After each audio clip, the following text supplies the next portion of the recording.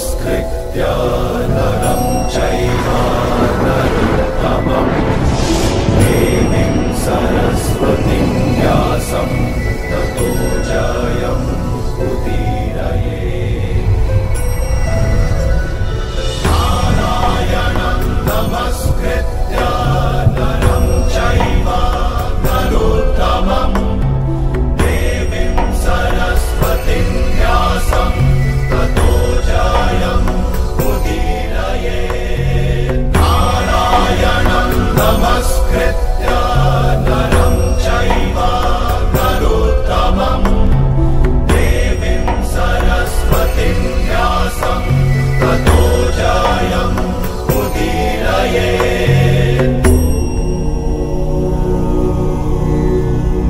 सुनो पार्थ, जीवन का रहस्य जान, संसार के वास्तविक रूप को समझो। गंगा के प्रवाह में मुट्ठी डालकर निकाली जाए तो कुछ प्राप्त नहीं होता,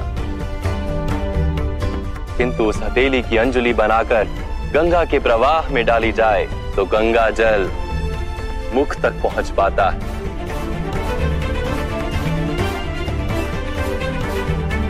विचार करो पार्थ, अहंकार की मुट्ठी बांधी है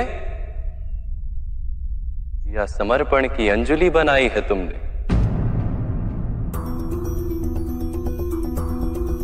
इस ज्ञान को ग्रहण कर पाओगे?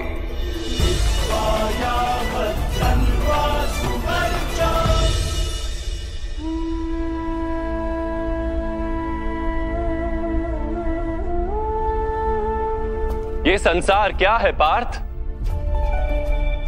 मानव, दानव, पशु, पक्षी, जंतु, कीटक, मत्स्य, वृक्ष, ये सब कैसे बनते हैं? किन पदार्थों से इनका जन्म होता है? कैसे चलते हैं, कैसे जीते हैं? मृत्यु कैसे होती है इनकी? और मृत्यु के पश्चात क्या होता है?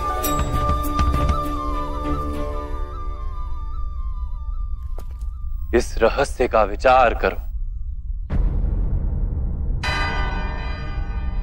मनुष्य की देह मिट्टी से बनी है माधव। जल उसमें रक्त आदि बनकर प्रवाह करता है। अग्नि देह को तापमान देती है और देह में रिक्त स्थानों में आकाश प्रकट होता है। अर्थात धरती, वायु, जल, अग्नि और आकाश, इन पंच महाभूतों से ही शरीर का निर्माण हो। अर्थात महामहिम गुरु द्रोण पृथ्वी, जल, वायु, अग्नि और आकाश से अधिक कुछ भी नहीं। धर्म ज्ञानी भी पंच महाभूत का जोड़ है और अधर्मी भी। तो मोह किसका कर रहे हो पार्थ? मिट्टी का? परंतु माधव, इस मिट्टी के देह से ही तो मनुष्य एक दूसरे का परिचय पाते हैं। सारे संबंध इस मिट्टी के देह से ही तो होते हैं। नहीं पार्थ, यदि ये सत्य होता तो मृत्यु के पश्चात देह को नष्ट क्यों किया जाता है? वास्तव में ना मनुष्य का परिचय उसकी देह से है और ना ही संबंधों का आधार उसकी देह से। मनुष्य का स्वभाव, उसके बर्ताव और उसके कार्य उसका परिचय। ये स्वभाव, बर्ताव और कार्य कैसे बनते हैं, इसे समझो पार्थ। मनुष्य जीवन केवल 20 दृश्य और अदृश्य पदार्थों का मेल है पार्थ, किंतु फिर प्रत्येक मनुष्य के स्वभाव तथा कार्य भिन्न भिन्न प्रतीत होते हैं।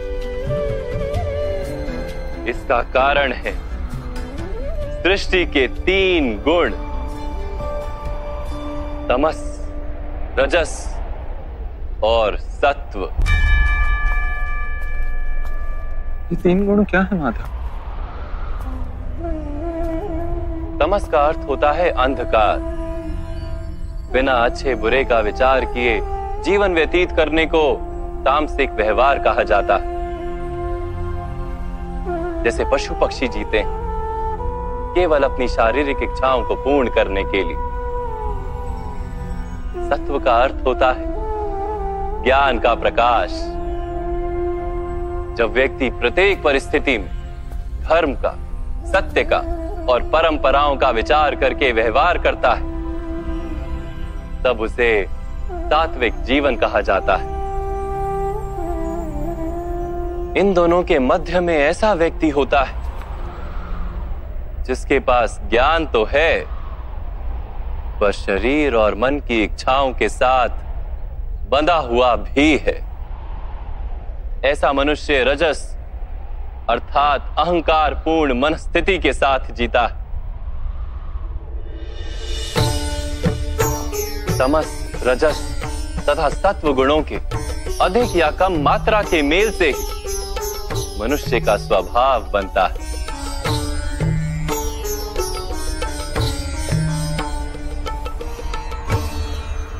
सामने देखो पार्थ,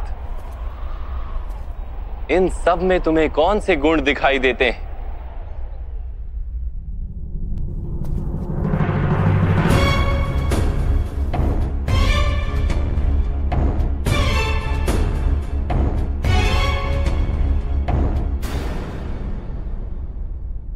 युवराज दुर्योधन धर्म जानते हैं परंतु वहन नहीं करते। उनके जीवन का केंद्र अहंकार है, अर्थात उनमें तमस कम है, रजस अधिक है और सत्वगुण पूर्णता नहीं।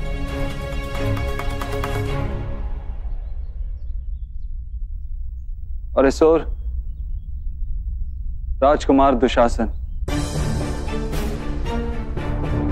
इन्होंने सदैव अपने ज्येष्ठ भ्राता का आदेश माना बिना विचार के, अर्थात इनमें केवल तमस। महामहिम को भी देखो पार्थ, सत्व के साथ तमस का मेल है, अहंकार नहीं किंतु पुरातन धर्म, पुरानी परंपराओं और प्रण के साथ बंधे, आवश्यकता होने पर भी अपना प्रण नहीं तोड़ सकते।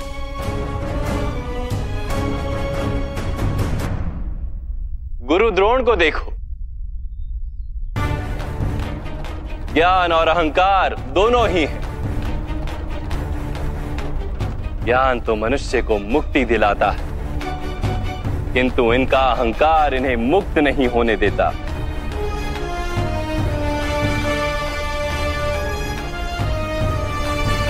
परंतु माधव, यदि मनुष्य का स्वभाव इन तीन गुणों का मेल है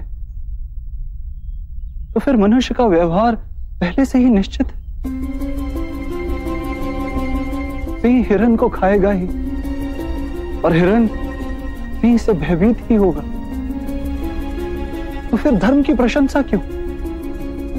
अपराध का दंड क्यों? उसका क्या तात्पर्य है?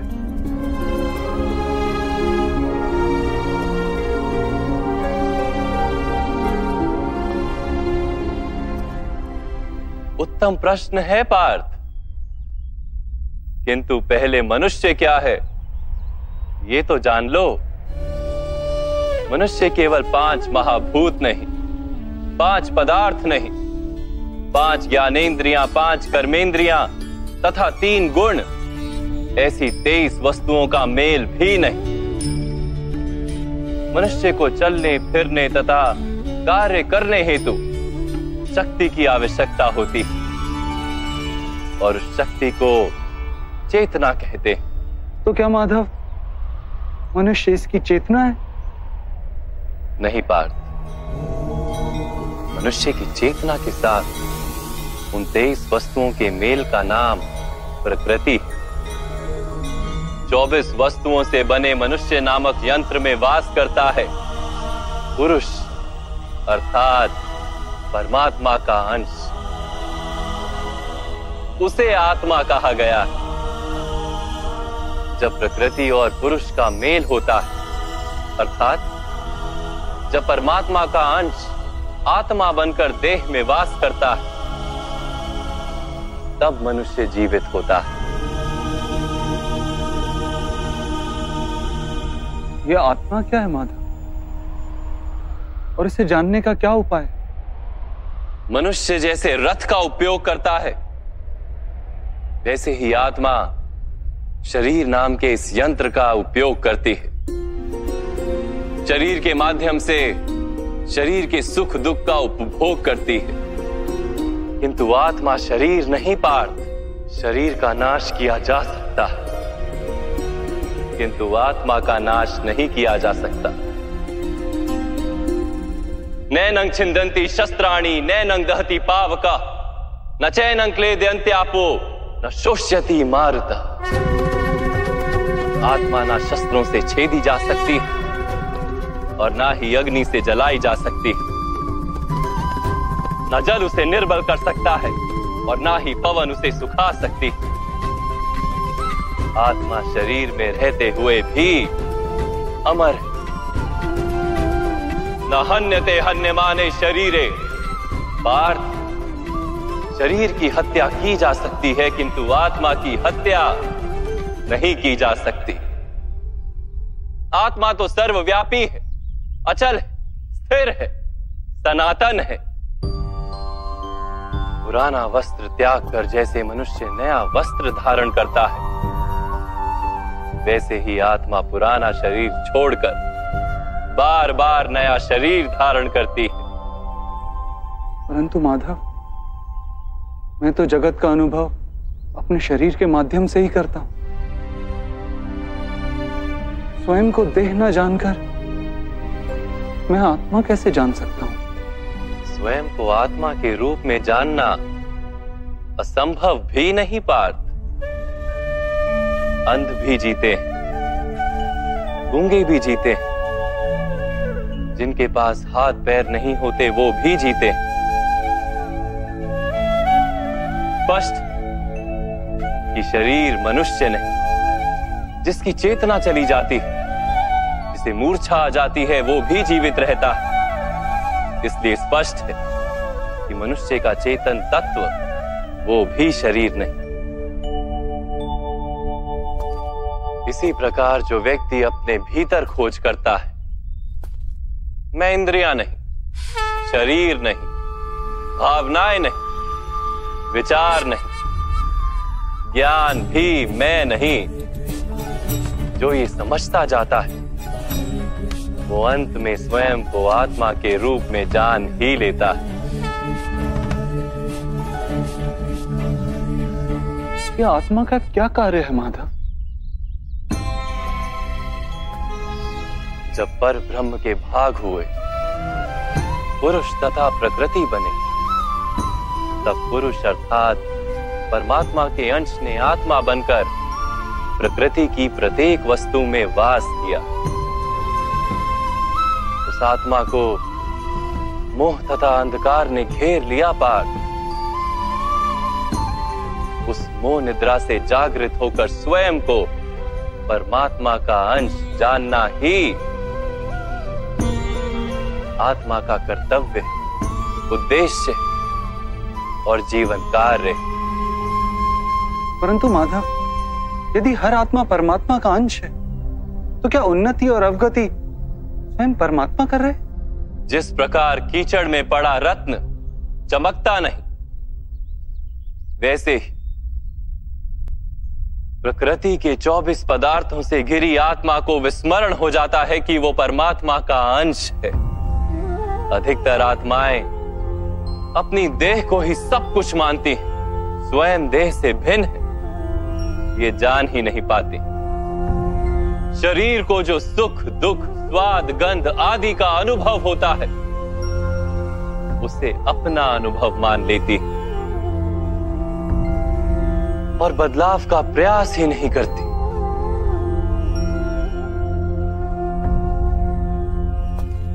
जो आत्माएं बदलाव का प्रयत्न नहीं करती, निरंतर अधर्म करती रहती हैं, उन्हें जागृत करने के लिए दंड देना अनिवार्य है।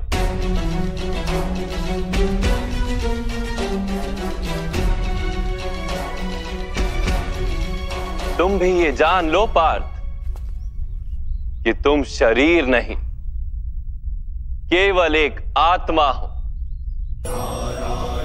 इस रणभूमि में दिखाई देने वाला प्रत्येक योद्धा वो नहीं जो तुम उन्हें मानते हो। कुछ समय के लिए इन सब ने इस शरीर में वास किया है। इनके शरीर मरेंगे, किंतु ये सब अमर हैं। वो पुनः नया शरीर धारण करेंगे जब तक स्वयं को शुद्धात्मा के रूप में जान नहीं लेंगे, जब तक अधर्म का त्याग करके धर्म में दृढ़ नहीं होंगे, तब तक ये जन्म लेते और मरते रहेंगे। यही ब्रह्म विद्या का प्रथम पाठ है पार्थ। जो जन्मा है वो अवश्य मरेगा, और जो मरता है वो अवश्य फिर से जन्म लेगा। इस महाज्ञान को सांख्य योग कहते हैं।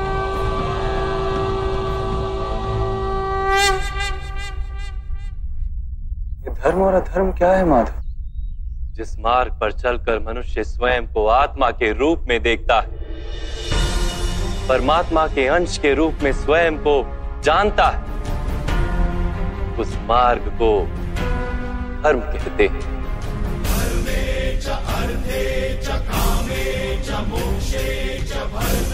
जब मनुष्य स्वयं को परमात्मा के अंश के रूप में जान लेता है, तब उसे ये अनुभूति होती है कि ये सृष्टि ही परमात्मा है और ये परमात्मा ही सृष्टि है। सृष्टि और परमात्मा में कोई भेद नहीं।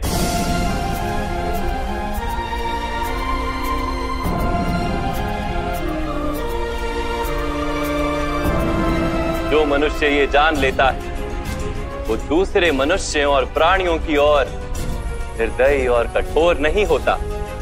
वो ये जानता है कि जीव कटने से पीड़ा केवल जीव को नहीं होती, उसकी अनुभूति समग्र शरीर को होती है। वैसे एक मनुष्य को पीड़ा होती है तो समग्र संसार उस पीड़ा का अनुभव करता है। जब तक संसार में एक मनुष्य भी पीड़ित है,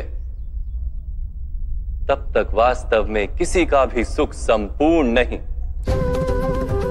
ये जानने पर मनुष्य का मन करुणा से भर जाए, उसे धर्म कहते हैं। जब किसी पर तमस गुण छाया होता है तो वो दूसरों के प्रति कठोर, निर्दयी और स्वार्थी हो जाता है। अपने माने हुए सुख के लिए वो दूसरों को दुख देता है। परमात्मा की ओर गति नहीं हो पाती उसकी, अर्थात अधर्म परमात्मा से दूर ले जाने वाले मार्ग का नाम है। अर्थात अधर्म तो अज्ञान का दूसरा नाम। तो फिर अज्ञानी के प्रति तो दया होनी आवश्यक है ना? दंड का क्या तात्पर्य है?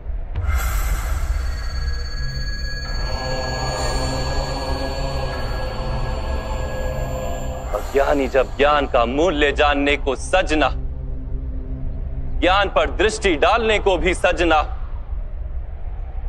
तब दंड ही दया है।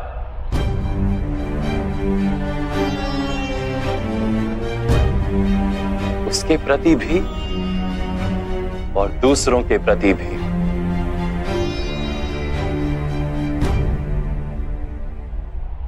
सृष्टि की गति सदा ही परमात्मा की ओर हो, यह अनिवार्य है। किंतु कभी कभी ऐसी स्थिति उत्पन्न हो जाती है कि अज्ञान मोह और अधर्म बढ़ जाता है। संसार से धर्म लुप्त हो जाने का भय उत्पन्न हो जाता है। संसार से जब धर्म लुप्त हो जाता है, करुणा भी नष्ट हो जाती है और सत्य भी नष्ट हो जाता है। आने वाली पीढ़ियों को धर्म प्राप्त हो सके, इसके लिए आज अधर्मियों का नाश करके धर्म की पुनः स्थापना करना अनिवार्य है।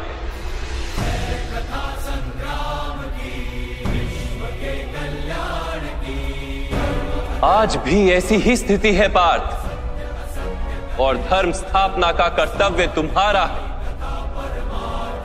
इसलिए निर्बलता का त्याग करो और इस युद्ध के लिए सज हो जाओ, और इस युद्ध के लिए सज हो जाओ, और इस युद्ध के लिए सज हो जाओ।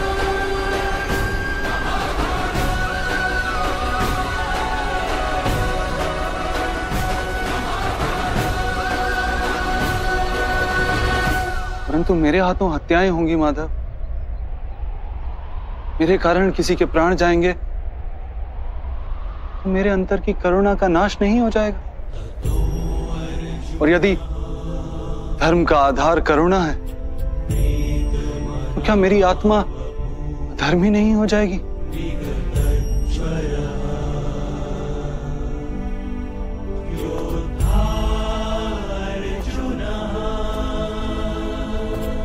कर्म का बंधन अवश्य निर्मित होता है, किंतु कार्य का बंधन निर्मित नहीं होता पार्थ। तुम्हें कर्म और कार्य के बीच क्या भेद है, ये जानना आवश्यक है। सभी कर्म कार्य है, किंतु सभी कार्य कर्म नहीं। कर्म उस कार्य को कहते हैं जिसके साथ फल की आशा जुड़ी हो। मनुष्य जब भी सुख की, संपत्ति, प्रशंसा की आशा रखकर कोई कार्य करता है तो वो उस कार्य के फल से बंध जाता है। जब किसी कर्म को फल की आशा से किया जाए तो उसे सकाम कर्म योग कहते हैं, और जब किसी कर्म को बिना किसी फल की आशा से किया जाए तो उसे निष्काम कर्म योग कहते हैं। इसी कारण से उसे बार बार जन्म लेना पड़ता है। वास्तव में मनुष्य को कोई कर्म नहीं बांधता, कर्म से जुड़ी आशाएं उसे बांधती। वो कैसे माधव?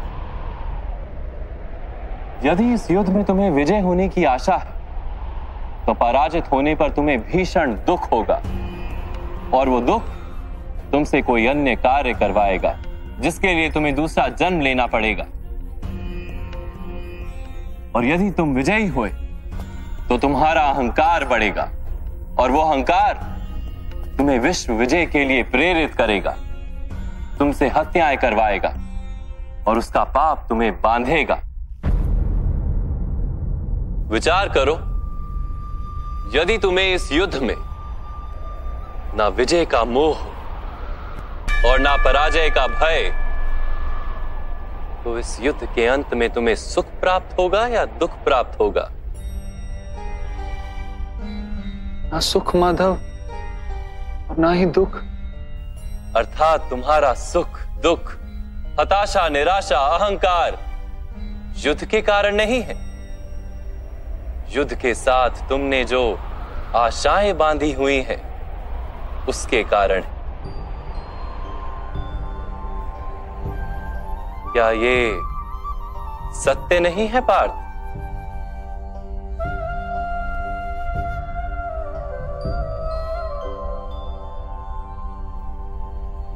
सुख दुखे समे कृत्वा लाभा लाभो जया जयो ततो युद्धाय युज्यस्व नैवं पाप मवाप्स्यसि।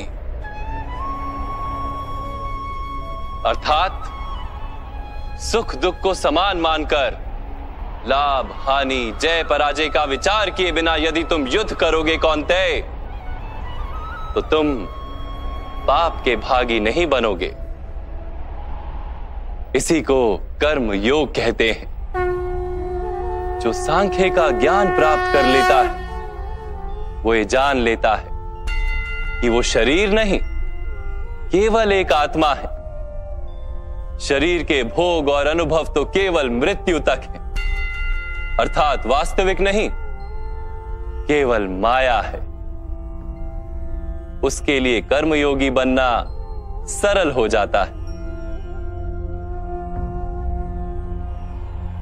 परंतु माधव, यदि कार्य से बंधन निश्चित है तो क्या संसार का त्याग करके संन्यास लेना उचित नहीं? इसी विचार का परिणाम है कि आज ये युद्ध हो रहा है पार्थ।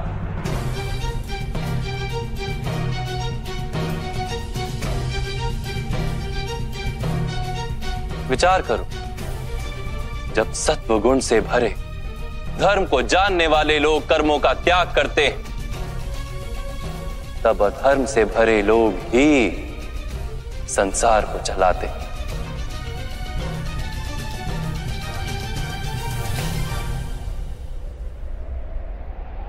यदि महामहिम ने संसार का त्याग ना किया होता तो आज अधर्म इतना बढ़ता ही नहीं।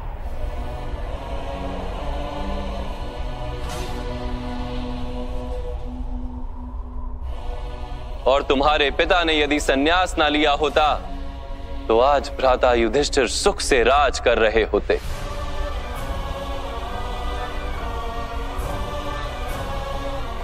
और अपनी प्रजा को न्याय और धर्म का ज्ञान दे रहे होते।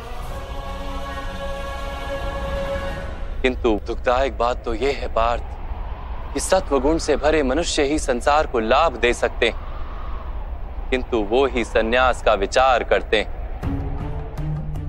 जैसे जल तो भाप बनकर उड़ जाता है और कीचड़ वहीं पड़ा रहता है, वैसे सत्वगुणी सज्जन लोग तो संसार का त्याग कर देते और तमस से भरे अधर्मी लोग संसार में कार्य करते हैं। इसी कारण से संसार में पाप और अधर्म बढ़ता है।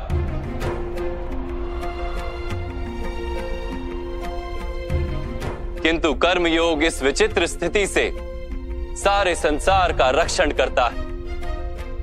कर्मयोगी फल की आशा का त्याग करता है, किंतु कर्मों का त्याग नहीं करता।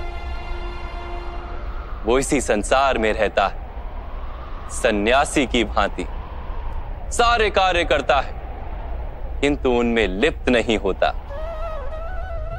कर्मयोगी अपनी संतानों से, स्वजनों से, अपनी प्रजा से कोई अपेक्षा या आशा नहीं रखता।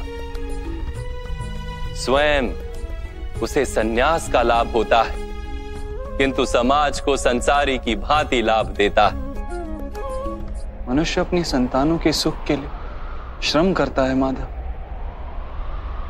अपनी संतान से सुख की अपेक्षा कैसे न रखे? मनुष्य अपनी संतानों के लिए जो भी करता है वो व्यापार है या प्रेम पार्थ? प्रेम माधव। तो फिर अपने कार्यों के प्रति फल की इच्छा क्यों पार्थ? भविष्य का लाभ तो व्यापार में देखा जाता है, प्रेम में नहीं। जो मनुष्य अपनी संतानों का चरित्र निर्माण उचित रूप से करता है, संतानों को प्रेम और धर्म के संस्कार देता है, उसकी संतानें भी मनुष्य को प्रेम और सुरक्षा अवश्य देती। संतानों के कर्म, स्वजनों के व्यवहार उनके कर्म है पार्थ। और जब उनके कर्मों पर हमारा कोई अधिकार नहीं होता तो उनसे आशाएं और अपेक्षाएं रखने का क्या प्रयोजन? यदि गहन विचार करोगे पार्थ तो शीघ्र ही ये जान लोगे कि जीवन में ऐसा कोई कार्य नहीं है जिसके साथ आशाएं और अपेक्षाएं जोड़ना अनिवार्य हो। जब सृष्टि ही परमात्मा है और मनुष्य स्वयं परमात्मा का अंश है तो सारे कार्य परमात्मा ही करते हैं, मनुष्य स्वयं कुछ नहीं करता। यही कर्मयोग का मूल सिद्धांत है पार्थ।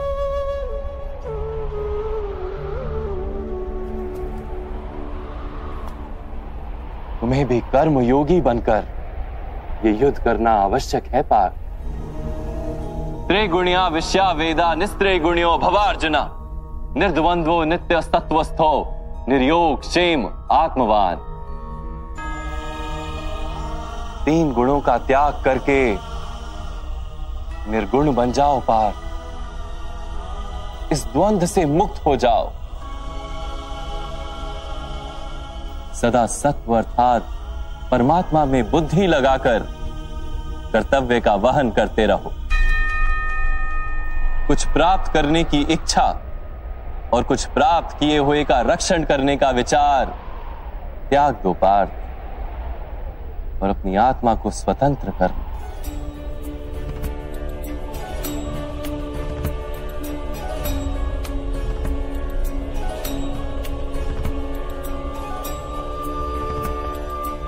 स्मरण रहे पार्थ, कर्मण्यवाधिकारस्ते मा फलेषु कदाचन मां कर्म फल हेतुर्भू मां ते संगोस्त्व कर्मणि। तुम्हारा अधिकार तो केवल कर्म करने का है, फल तो ईश्वर के हाथ में, इसलिए ना कर्म से भागना उचित है और ना ही कर्म के फल की आशा रखना उचित है।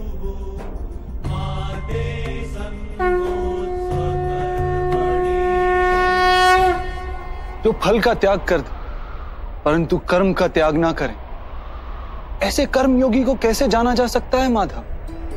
विश्या विनिवर्तन्ते निरहारस्य देहिनः रसवर्जम रसोप्यस्य परम दृष्टवा निवर्तते।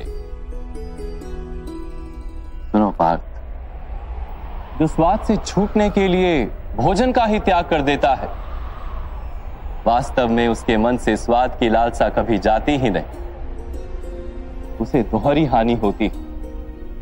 एक तो वो निर्बल हो जाता है, जिसके कारण परमात्मा को प्राप्त करने का जो प्रयत्न अनिवार्य है उसे वो नहीं कर पाता, और दूसरा सदा ही उसका मन स्वाद की लालसा से भरा रहता है। इसलिए भोजन का त्याग करने से उत्तम है स्वाद की लालसा का ही त्याग कर दिया जाए। कर्म योगी अपने मन की सारी लालसाओं को खींच लेता है, जीवन को कर्तव्य मानकर कार्य अवश्य करता है, किंतु उन कार्यों से जुड़ता नहीं। और पार्थ, जो व्यक्ति अपने कार्यों से आशाएं और इच्छा नहीं रखता, उसी के कार्य पूर्ण होते हैं। एक असफलता से दुखी होकर जिसका मन डोलता नहीं, एक सफलता से आनंदित होकर जो स्वयं को सर्वश्रेष्ठ नहीं मानता, ऐसे ही व्यक्ति को कर्म योगी कहते हैं। और ऐसा व्यक्ति जीवन में बार बार सफल होता है।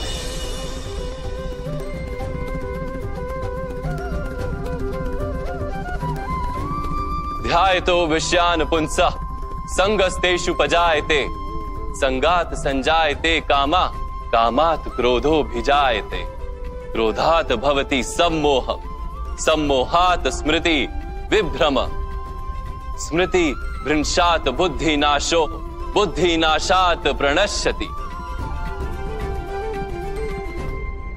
फल की आशा से कामना प्रकट होती है, और कामना का तो स्वभाव है असंतुष्ट रहना। असंतोष से क्रोध उत्पन्न होता है, और क्रोध से मोह जन्मता है। मोह के कारण व्यक्ति आचार और व्यवहार का ज्ञान ही भूल जाता है। ज्ञान के जाने से बुद्धि चली जाती है, अनुचित प्रकार के कार्य होने लगते हैं, और समाज ऐसे व्यक्ति का शत्रु बन जाता है, और अंत में ऐसे मनुष्य का पूर्णतः पतन हो जाता है।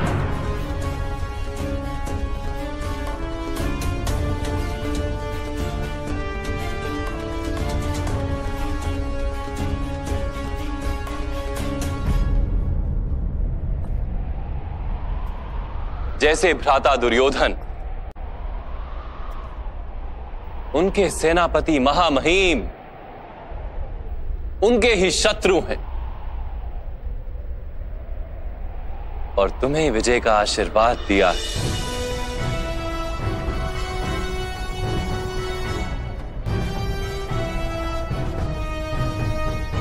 पार्थ, कर्मयोग ब्रह्म विद्या का दूसरा चरण है।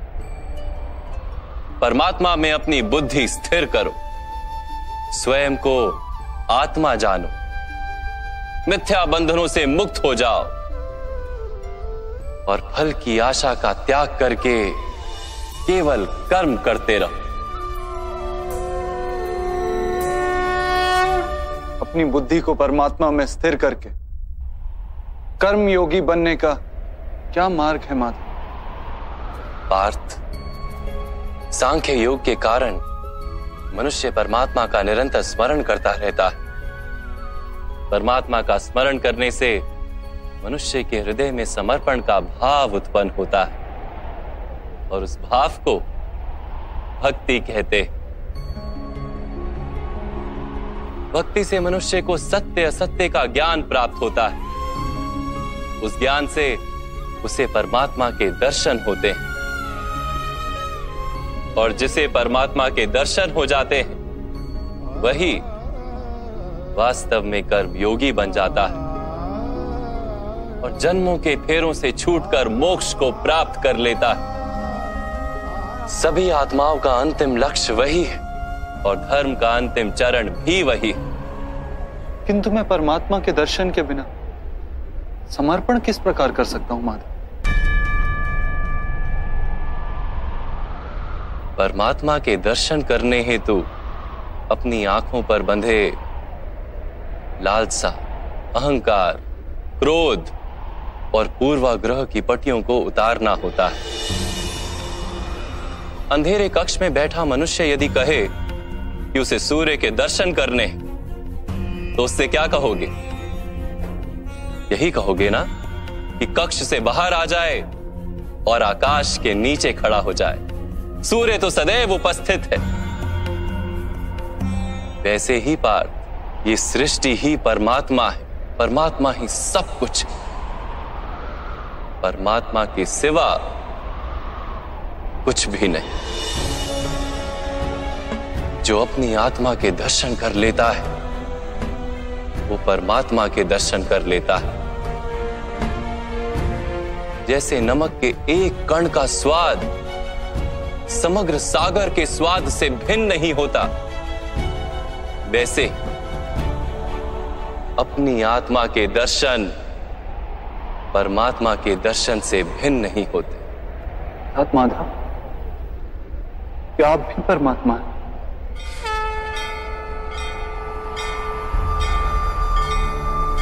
हाँ पार्थ, मैं परमात्मा। जैसे तुम भी परमात्मा, केवल तुम अभी जागृत नहीं हुए हो और मैंने ये जान लिया है।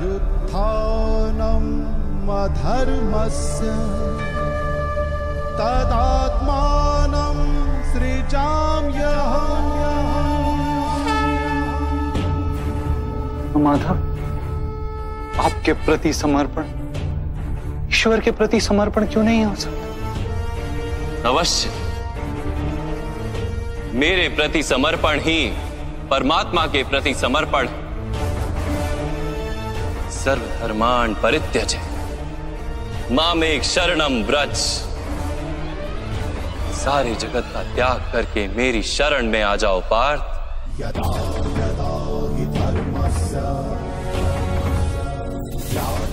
मैं ही संसार हूं, मैं संसार का प्रत्येक कण हूं। मैं ही सूर्य हूं और मैं ही चंद्र हूं। मैं ही नक्षत्र हूं और मैं ही सभी ग्रह हूं।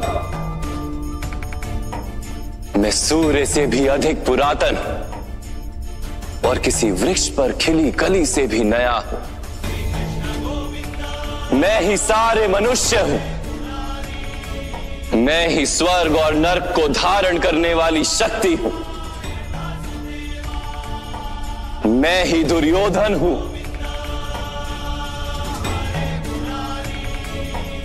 और मैं ही अर्जुन भी हूं।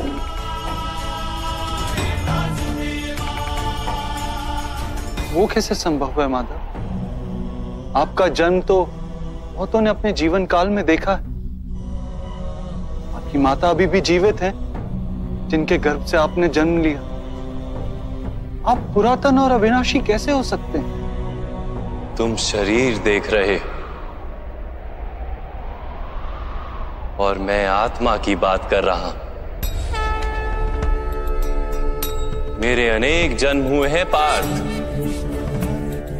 मैंने अनेकों अवतार धारण किए हैं। कई शरीर बने हैं मेरे और इसी मिट्टी में मिले हैं।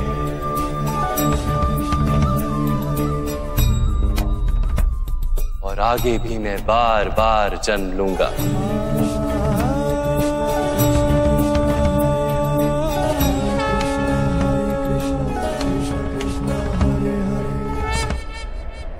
यदा यदा हि धर्मस्य ग्लानिर्भवति भारत अभ्युत्थानम् अधर्मस्य तदात्मानं सृजाम्यहम्।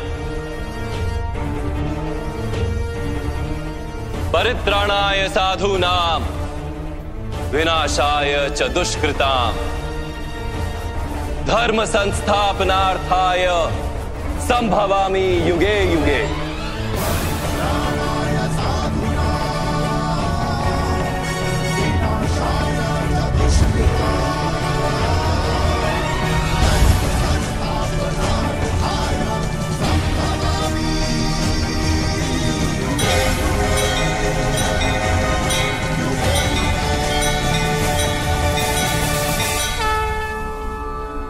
जब जब धर्म को हानि होती है, जब जब अधर्म में वृद्धि होती है, तब तब सत्पुरुषों के उद्धार के लिए, अधर्मियों के विनाश के लिए और धर्म की पुनः स्थापना के लिए मैं ही जन्म लेता हूं।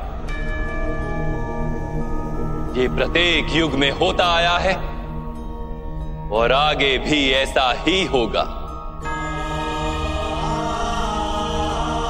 मैं ही अविनाशी परमात्मा हूं।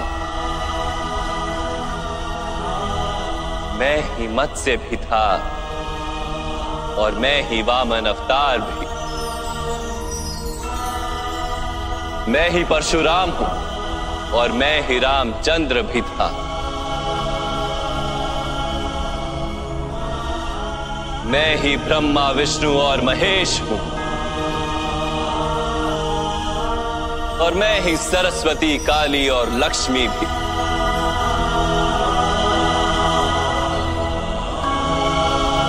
मैं ना पुरुष हूं, ना स्त्री हूं और ना ही नपुंसक। मैं ना शरीर हूं, ना शरीर के अंग हूं। मैं ज्ञान, सृष्टि, चैतन्य और पर ब्रह्म। मैं सब कुछ हूं और मैं कुछ भी नहीं।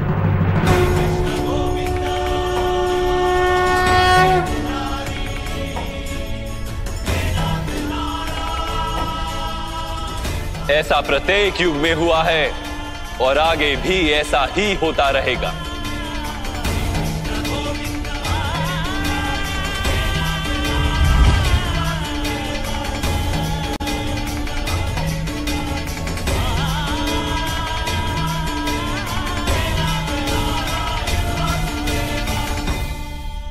जब तुम आत्मज्ञान प्राप्त करोगे पार्थ, तो स्वयं को मुझसे जुड़ा ही पाओगे। तब तुम भी मेरी ही भांति स्वयं को परमात्मा के रूप में देखोगे। किंतु उस पद को प्राप्त करने हेतु मेरे प्रति संपूर्ण समर्पण अनिवार्य है। समर्पण क्या है माधव? समर्पण मन की ऐसी स्थिति का नाम जब मनुष्य अपने सारे संकल्पों का त्याग कर देता है, स्वयं से किसी प्रकार के निर्णय अथवा प्रण भी नहीं लेता, जिस प्रकार के कार्य उसे दिए जाते हैं उसी प्रकार के कार्य करता है। वास्तव में समर्पण का अर्थ होता है अपने आप, अपने मन को, बुद्धि को, ज्ञान को, इच्छा को, आशा को, अपनी भावनाओं को, अपना सब कुछ किसी को अर्पण कर देना। और ऐसे समर्पण को भक्ति कहते हैं।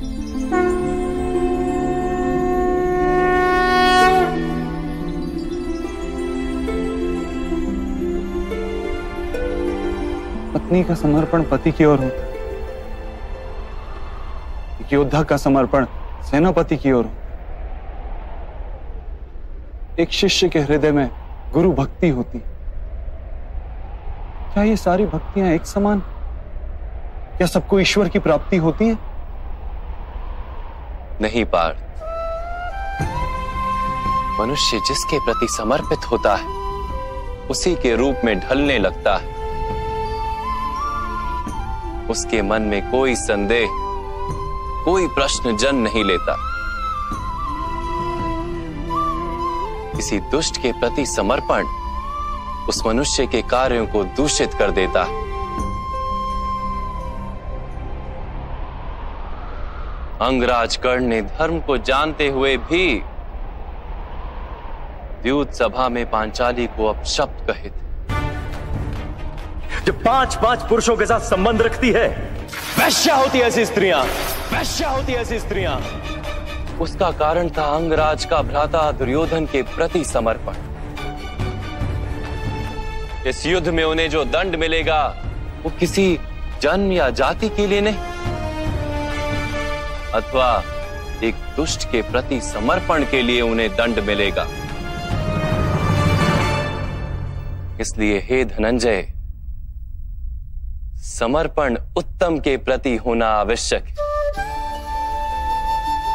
उसी से मनुष्य उत्तम बनता है। लोहे की माला से अपराधी बांधा जाता है, पीतल की माला से मंदिर के दीपक को बांधा जाता है, और सोने की माला को आभूषण बनाकर गले में धारण किया जाता है। पति भक्ति, स्वामी भक्ति, मित्र भक्ति, ऐसी अनेक भक्तियां होती हैं पार्थ, किंतु सबसे श्रेष्ठ भक्ति तो परमात्मा की भक्ति होती है।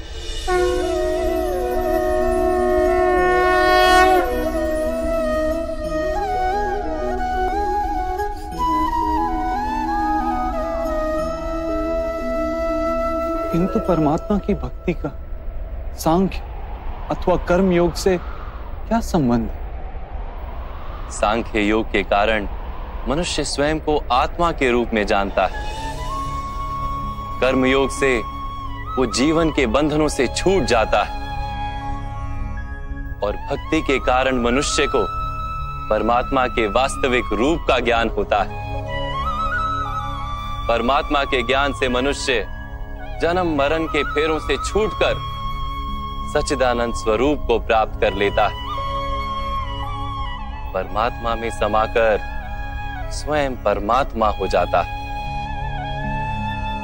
जैसे जल की छोटी सी बूंद जब सागर में मिलती है तो स्वयं सागर बन जाती है।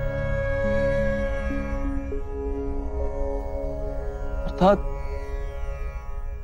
इस शरीर का कोई महत्व ही नहीं है माता। अवश्य महत्व है पार्थ। शरीर के माध्यम से ही मनुष्य को परमात्मा का साक्षात्कार होता है। मृत्यु और नए जन्म के बीच के समय में आत्मा के ज्ञान में वृद्धि नहीं हो पाती। इस जन्म में प्राप्त अनुभव, ज्ञान, विचार और अभ्यास को लेकर आत्मा नया शरीर धारण करती है। आत्मा की प्रगति और अधोगति शरीर में रहकर ही संभव है।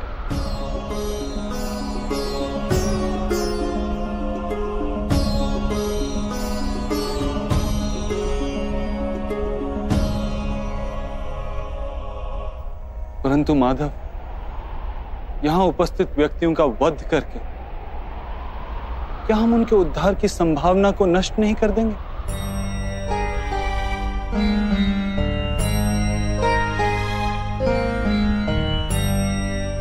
तुम्हारे शत्रु धर्म की मर्यादा को तोड़ चुके हैं पार्थ। अधर्म ही उनका स्वभाव बन गया है। उनका उद्धार अब असंभव है।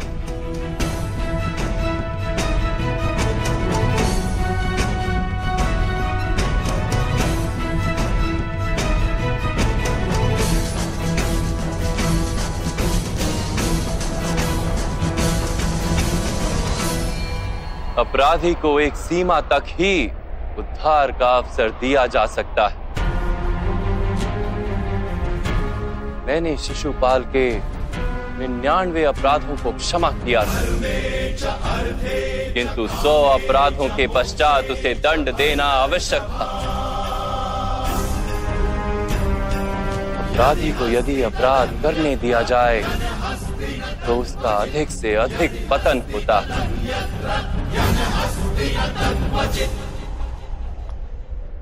उसे अधर्म से रोकने में ही करुणा है धनंजय। ये आत्माएं मरेंगी नहीं।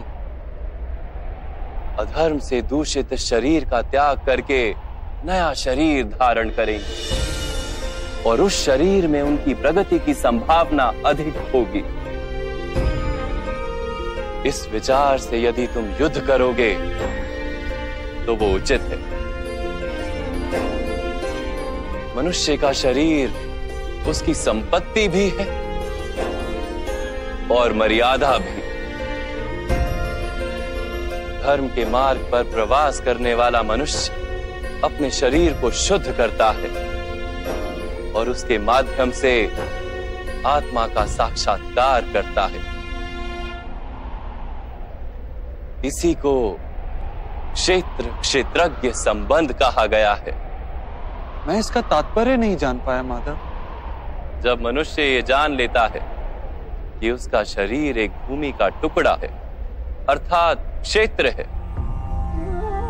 और वो उस शरीर में रहने वाला, उस शरीर को समझने वाला अर्थात क्षेत्रज्ञ है, तब वो शरीर के माध्यम से अपनी प्रगति साध पाता है।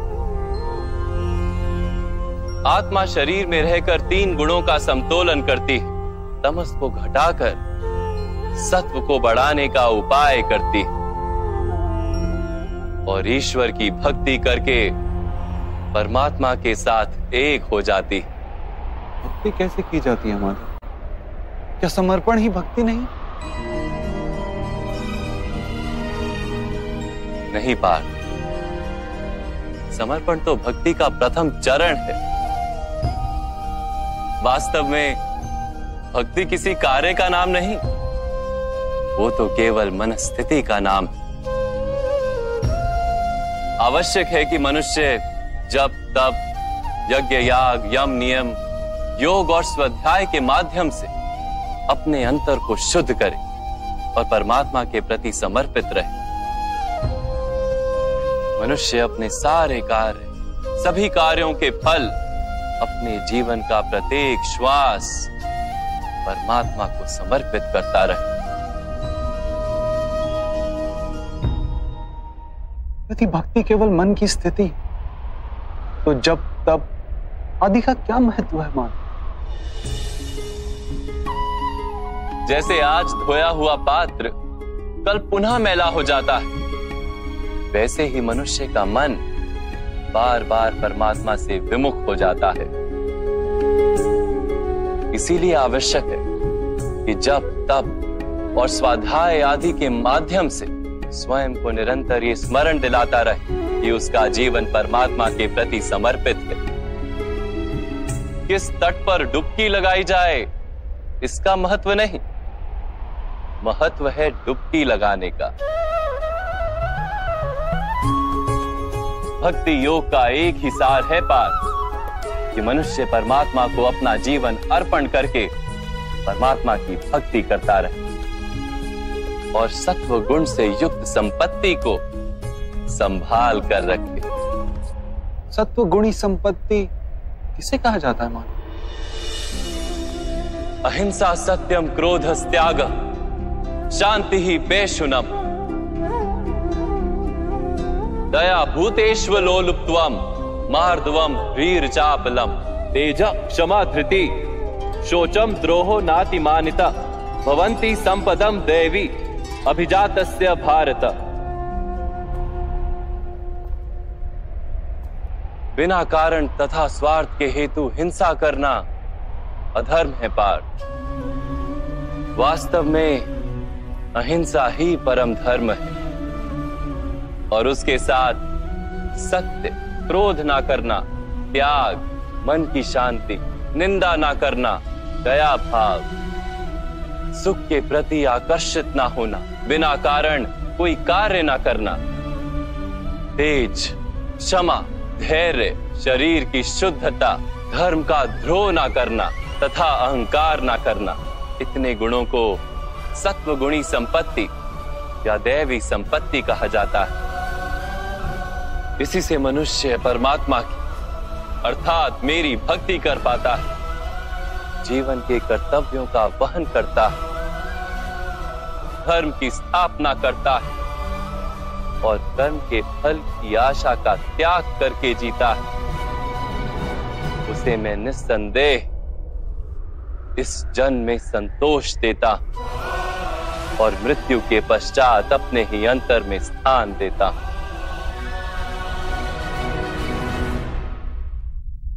आपका रूप कैसा है माधव? सांख्य योग के माध्यम से मैंने ये जाना कि मैं एक आत्मा हूं, अमर हूं और इस नश्वर शरीर में केवल कुछ समय के लिए वास करता हूं। कर्मयोग के माध्यम से मैंने ये जाना कि जो फल की इच्छा का त्याग कर केवल कर्म करता है, उसे जीवन में शांति और सफलता प्राप्त होती है।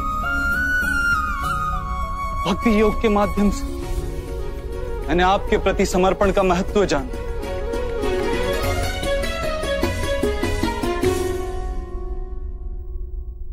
परंतु माधव,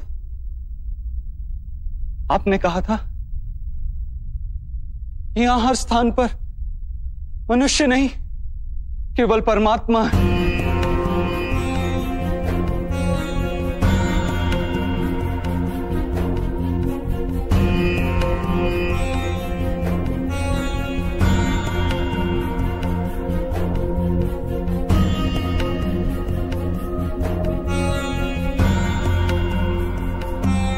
किंतु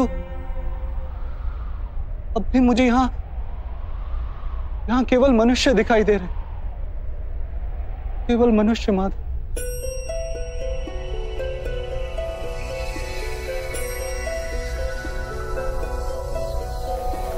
नारायणं नमस्कृत्य नरं चैव नरोत्तमं देवीं सरस्वतीं व्यासं ततो जयमुदीरये। मैं आपके वास्तविक रूप का दर्शन करना चाहता हूं माधव। आपकी शक्ति, आपका ज्ञान, तेज और ऐश्वर्य से युक्त परमात्मा स्वरूप को प्रत्यक्ष देखना चाहता हूं माधव। मुझे अपने अविनाशी स्वरूप का दर्शन दीजिए माधव। मेरे सारे संदेहों को नष्ट कर दीजिए।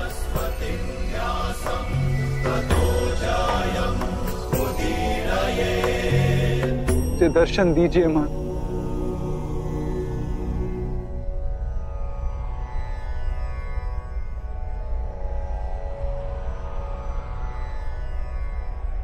देखो पार्थ,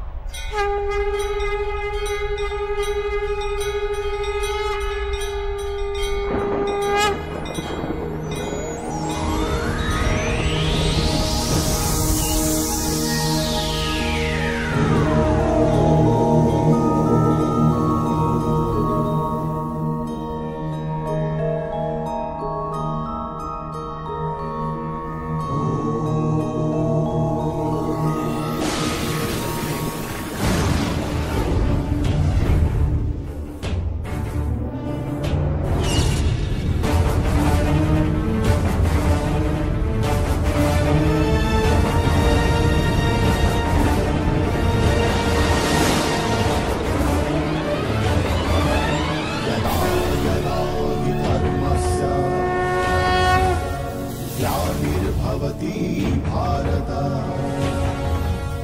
अभ्युत्थानमधर्मस्य तदात्मानं सृजाम्यहम्।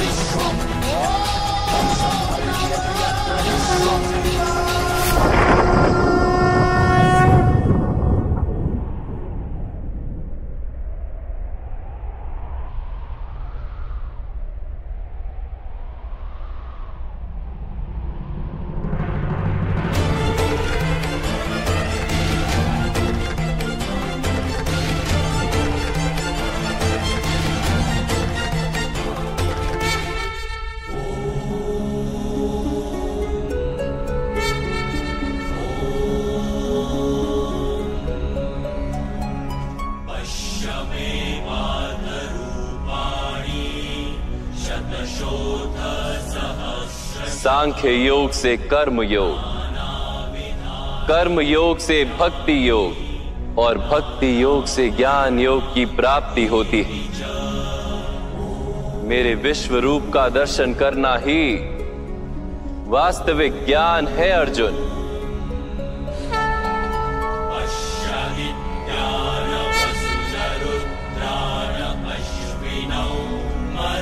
यही एक ज्ञान है जो विश्व में सारे ज्ञानों तथा विज्ञानों का आधार है।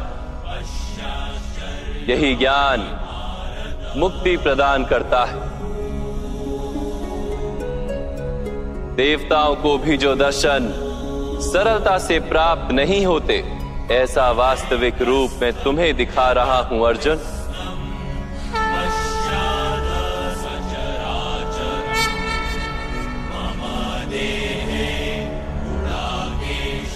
मैं ही इस पृथ्वी के कण कण में वास करता हूं और ये पृथ्वी, सूर्य, चंद्र, नक्षत्र और तारा मंडल मेरे भीतर वास करते हैं।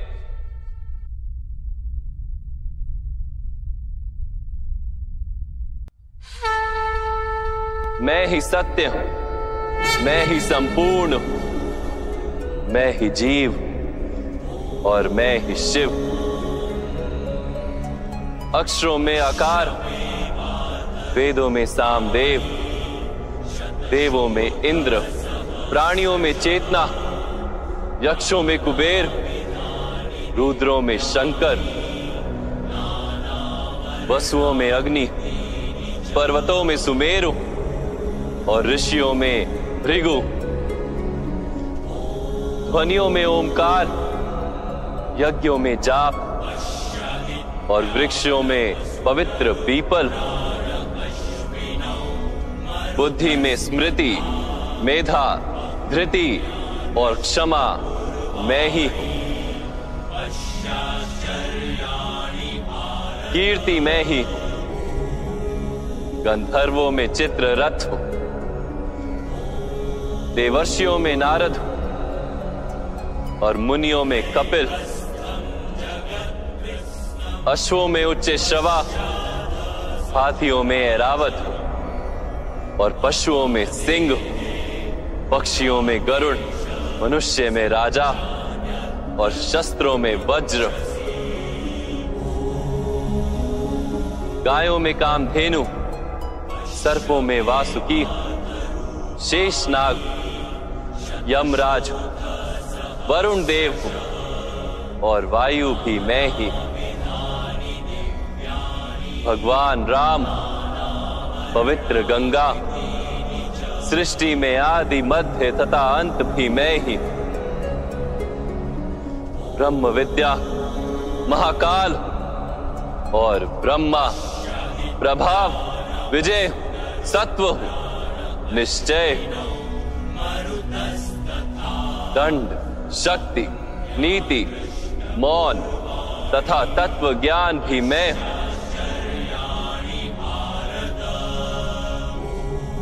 वासुदेव, अर्जुन, वेद व्यास, ऐसा कुछ भी नहीं जो मैं नहीं। ऐसा कोई स्थल नहीं जहां मैं नहीं हूं। मैं ही समय हूं और मैं ही जीवन और मृत्यु हूं। अर्जुन,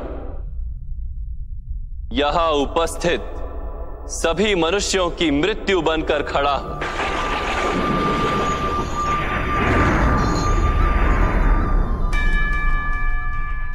तुम यदि शस्त्र नहीं उठाओगे तब भी मैं इन सब का वध कर दूंगा। इसलिए मोह का त्याग करो और अपने कर्तव्य को देखो। धर्म का भार उठाओ, गांडीव उठाकर शरसंधान करो।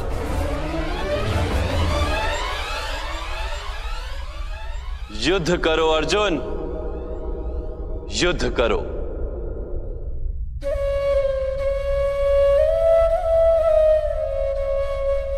हे माधव, हे मधुसूदन,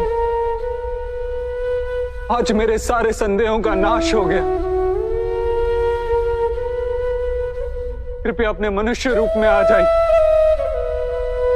मैं आपके प्रत्येक आदेश का पालन करूंगा। करिष्य वचनम तवा।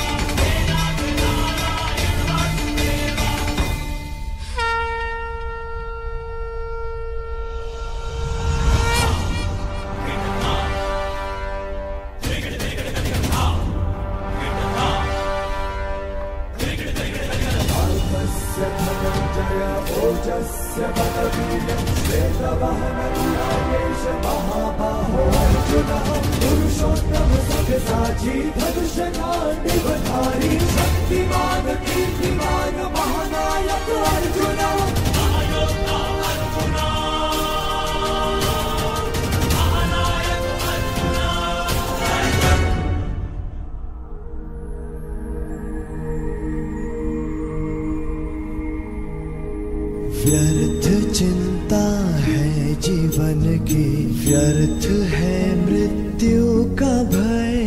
आत्म को ना मार पाते शस्त्र अग्नि असमय।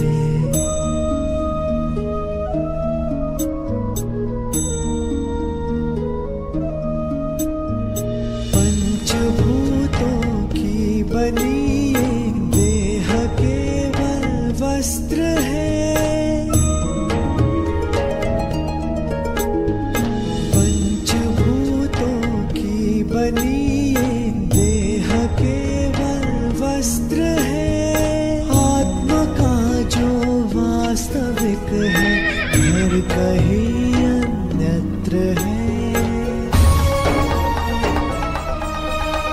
ईश्वर स्वयं है सृष्टि सारी, कहाँ उसको खोजना।